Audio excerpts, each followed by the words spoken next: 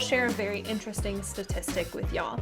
Did you know that 70 to 80% of coaches actually quit within their first year because they do not realize how much work it takes to actually become the best salesperson, your marketing team, and to actually build a brand that matters. Welcome to Spill the Brand, where we brew the secrets for marketing your business, building your brand, and growing on social media. Grab your favorite cup of coffee, tea, or whatever's hot, and let's get brewing.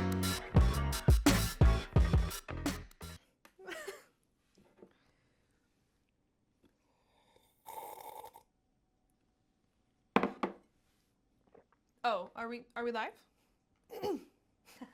Just kidding. I pressed the button so I know it's live. But anyway, y'all, welcome back to Spill the Brand for another amazing episode. I am so excited to be here with y'all, and I hope you really enjoyed the first episode. I feel like a good pilot episode is always a great place to start. So, y'all, welcome back to Spill the Brand. I'm so excited to have you here. Last week was a great episode. I hope you tuned in. And this week, we're going to get even more nitty-gritty into brand and why we should be spilling the brand. Like, we will be spilling tea eventually. Dramatic effect. Anyway, y'all, if you're new here and this is the first episode that you're tuning in, I highly recommend you going back to the first episode. But let me reintroduce myself. My name is Sam. I go by Sam the Branding Coach, and I am here to just talk about brand. My fundamental things that I talk about with clients and in my business is brand, marketing, and social media. Those are three crucial things that we need in a business to absolutely function. And I want to share a very interesting statistic with y'all. Did you know that 70 to 80% of coaches actually quit within their first year because they do not realize how much work it takes to actually become the best salesperson, your marketing team, and to actually build a brand that matters? Because you're doing all of your own content, you're figuring out how to market, you're figuring out how to sell.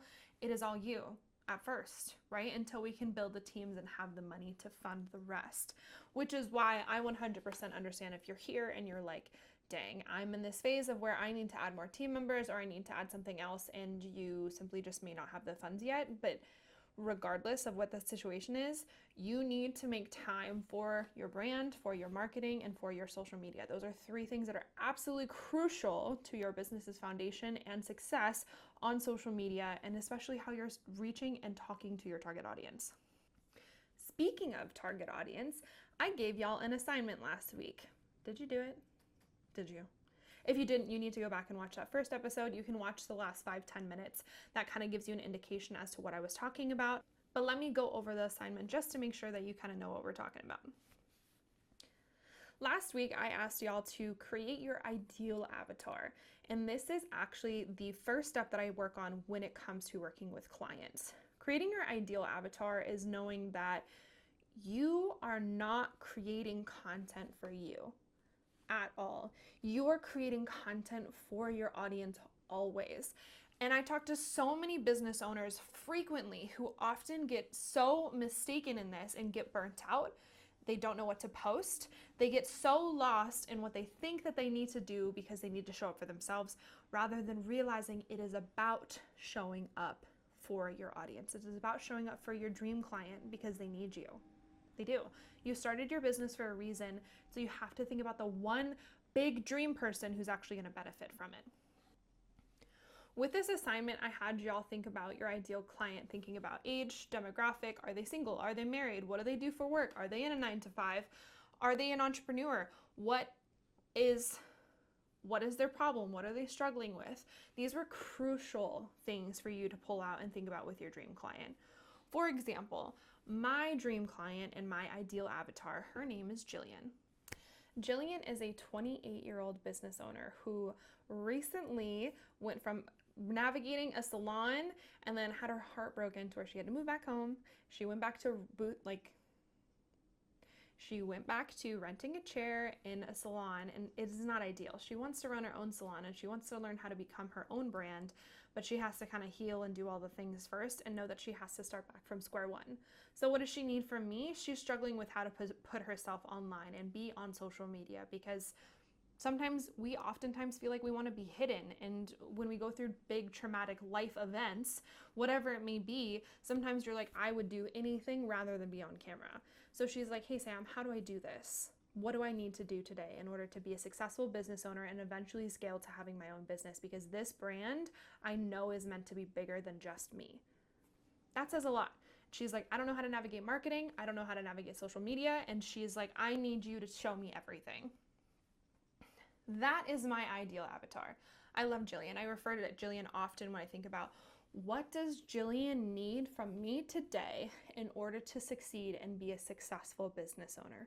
Truly, we have to think about all the time that these people need us, and there is a niche for absolutely everything. And if we think about that, then we get out of our own heads about what we think something needs to be, what we think content, what we think marketing, what we think being active and present on social media needs to be. When in reality, you need to just show up. You need to just be there for your audience. A lot of this ties into knowing your message and knowing exactly how to speak to that avatar. If they're pain points, per se for me, it's marketing, right? Then I need to know exactly how to call out someone's trouble with marketing. And so that could look like, hey, are you having trouble navigating how to create a message that actually tells someone about your offer? That's a little bit more advanced than how I would do it, but more so I'm breaking down a problem that I know and I have gotten requests on, and basically making it digestible for someone to read and learn more about. If I could iterate one thing to y'all, it is that you are the subject matter expert. You are. And more often than not, you are obviously highly educated. You are intelligent, you are amazing, you are beautiful, you are handsome, you are gorgeous in this world. But the thing is that you are too smart. You are. And when you have a complex offer and or when you do something that you live and breathe in, not everybody is going to live and breathe in that. Think about an accountant or a person who does taxes, like a CPA, right? Most of us business owners do not like expenses unless you're a numbers person. And so what is that? We go to that person because they are the subject matter expert. We don't want to have to deal with expenses. We don't want to have to file our taxes. So we use them, right? They break down the process and make it more simple for us to understand and learn. We have to do the same thing for our audience, regardless of what it is that you offer. So you have to think about this person is incredibly important to break down and understand. Like you can sit and have a conversation like we're doing, like a little tete-a-tete, like they say in French. Having a one-on-one with your ideal avatar is like sitting and getting in their head, knowing exactly what they need. Because I'm sure most of you have been asked several questions. People want to know more of a solution for a problem that they're having because they know that you're in that industry. You get asked the similar questions all the time. And if you've been in business long enough, then you know that you need to problem, agitate, solution. Like you need to lay out the fact that you see these problems. You kind of want to trigger them into reading more, but then you also want to give them solutions. We'll go into that much later. But for now, we're still working on the foundation of the brand. So why do you need this avatar? You should know why now at this point, because you want to get inside their heads. And so this assignment, please go back and do it if you haven't done it already. This is going to be the start of everything for your brand and understanding what does this person need from me today and how can I show up better in my business, in my content, in my marketing, on my social media for them. Because like I said, none of this content is for you, really. And I'm saying that directly to you and looking directly in the camera to say that again. Content is not for you, it is for your audience, okay? And you just need to recognize that. So when you feel stuck and when you feel burnt out, you are probably making content for yourself, which is going to burn you out, and it's not going to be fun. Now let's switch gears as to the thing that I want to talk about this week and also leads into your homework for next. It is actually one of the most commonly asked question that I get and oftentimes see a big debate on social media. The question is, do I need to have a niche in order to grow? Do I need to niche this? Do I need to niche that? Niche. The answer is, I have two answers actually. Most of the time people will argue on social media and debate about it. They will actually debate about it more so that you need a niche, you don't need a niche, you can just, as long as people understand what you do. So that's where I've taken away the approach that you either need to be specific or you need to have a niche. Because think about the things that you need in order to grow before you hit around like 10,000-ish followers. You need to be specific to find those ideal people who want to follow you and learn from your content and learn from your business, of course. For example, I do marketing and branding for small businesses, entrepreneurs, and startups, right? Can I deal with someone who is a product-based business? Absolutely, of course. But would I work directly with like a big corporation who kind of already has a brand establishment and a bit looking for a rebrand?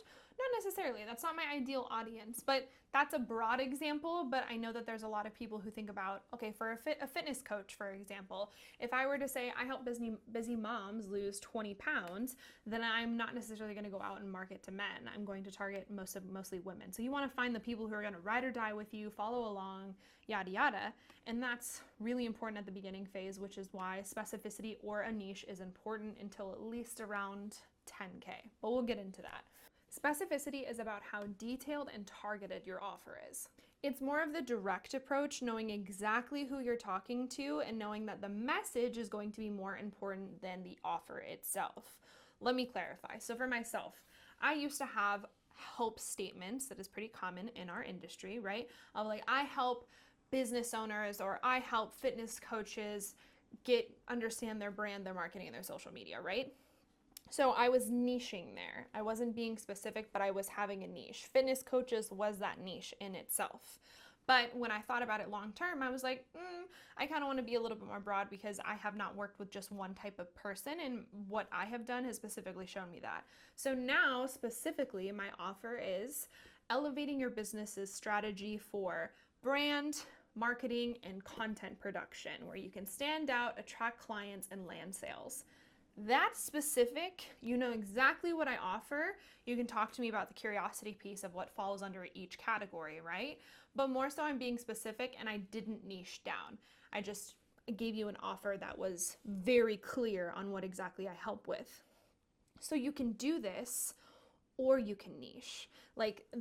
That's where I agree that you have to choose one or the other, but either way the message has to be clear. Like, I have a friend who's a fitness coach. Her offer is, I help my girls lose weight permanently. That's specific in the sense that her target audience is women. She's helping them lose weight permanently, right? So that's specific and somewhat niched. And she's been in the game a lot longer, where she has I think 200,000 followers on Instagram. She has 200,000 followers on TikTok and 20,000 followers on Instagram. So at the beginning though, her offer was very different. I watched her evolution. I can't remember her first offer, but more so now, because her audience is bigger, she can have a much generalized offer because it doesn't need to be specific to a certain person or audience, because she has so many people in her audience that are like, oh, hey, here's this person, come work with her. It's a little bit more of word to mouth that carries, because there's a much wider net within her audience now. This is where we want you to get, but until then, we need to think about the specificity or niching, just because I think the good amount traditionally, from what I've seen, is about 10,000 followers. 10,000 followers-ish is where you can start generalizing your offer a bit more and people can come in and learn from you on a grander scale, versus under that, you still kind of need to be specific about who your audience is and how exactly you're going to help them. And that specificity does help you grow. It really does, especially on TikTok. There's different arguments for the same exact thing. Do you need to niche, or do you just need to post consistently with the same message?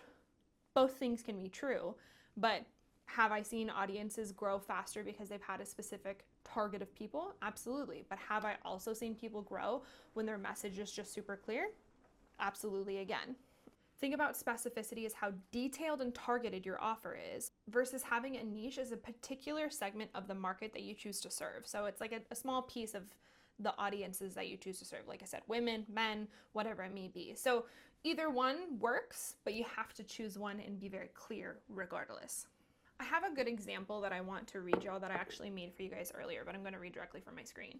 So think about it like this: if that your niche is that you want it to be coffee lovers, but the specificity would come into play when you decide that you're targeting an everyday Starbucks goer and trying to convert them to your coffee shop. Each requires a little bit different of a branding approach if you're thinking about just coffee lovers versus trying to approach people who specifically you're trying to pull away from Starbucks, right? So it's just a little bit of a game to play. And that's where I think that you kind of just need to take the time to decide and see what fits best for you and your business. The magic can really happen if you decide to do both. So if you put the niche and the specificity together, right? So that is where you get very clear on who it is that you're talking to. It's like asking the question, who is your niche, and how specific can you get inside that niche? Because the more specific you are, the more that you will attract those kinds of people that are in that group. But then the sooner you'll be able to cast a little bit of a wider net. I've heard different opinions. I think that you can go one or the other, or you can combine them for even better results. But more so is that the specificity is just being super clear. Again, elevating your business's strategy for marketing, brand, and content production. So you can attract clients and land sales. Like that's specific, but it also doesn't have a niche to it. Versus if I said helping entrepreneurs, yada, yada, yada, right? So it can be both. So what are you doing this week? This is where you get to have fun with your offer, your niche, and be specific. This week, I'd like you to really refine the avatar from the first episode, and then also create an offer that's unforgettable. Really, truly. I want it to be specific. I want to understand exactly what you do. And if it takes you a while, that's where you know your messaging needs a little bit of work. Because if you have to explain to me over 30 seconds of what it is that you do, because I'm a little bit unclear based on your offer, then there's a little bit of a disconnect. And so I want that to be super clear so that you can have an elevator pitch to anyone, anywhere, at any time. That's it for today's episode of Spill the Brand. And just remember, great branding is not just, it's about reaching the right people in the right way. Because we all want the ideal clients to come into our world and learn from us, right? So think about that a little bit more. DM me on Instagram at Sam the Branding Coach, and or email me with my email in the description of the show. And soon I will have my own Spill the Brand email. Gmail is having some trouble. So I'm making sure that that's set up for y'all soon. But definitely message me your avatar and send me over your offer. If you need some help tweaking it, I'm always here for you. That's the most important thing about Spill the Brand, is we're talking about tea together and how we can be better branders, marketers, and social media content creators per se. Keep tuning in as we start to build your brand further together. Until next time.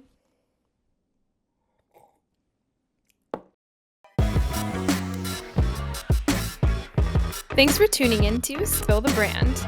Keep brewing your creativity and strategy until our next coffee date. See you then.